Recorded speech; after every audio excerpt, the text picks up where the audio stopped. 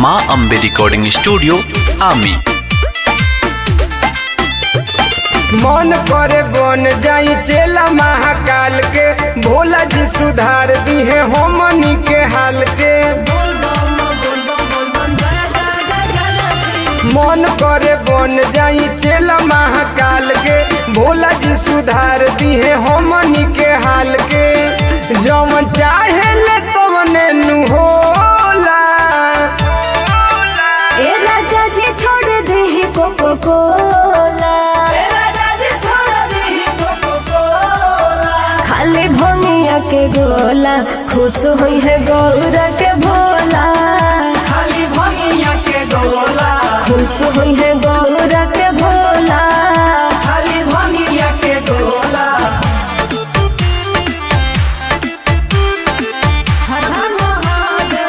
Music by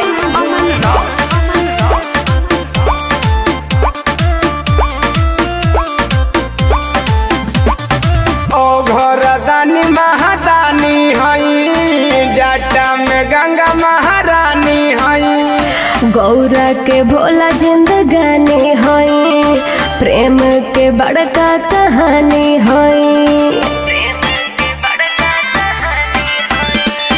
ओ घर दानी महादानी हई, जाटा में गंगा महारानी हई। गौरा के भोला जिंदगानी हई, प्रेम के बड़का कहानी हई। रख संगवा में भंगिया के झोला। ए राजा जी छोड़ दी कोको कोला, खाली भंगिया के गोला, खुश हुई है गौरा के भोला। खाली भंगिया के गोला, खुश हुई है गौरा के भोला। खाली भंगिया के गोला।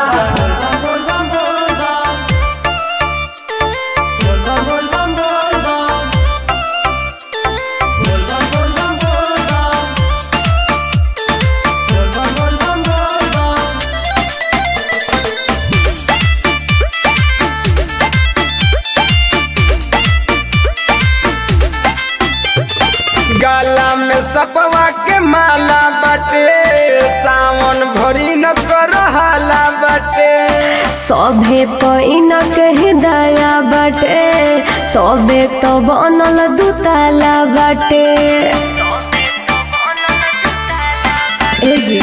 गाला में सपवा के माला बटे, सावन भरी न करहाला बटे।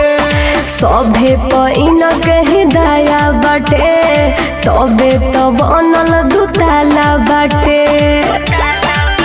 नबी देश के झूमत टोला।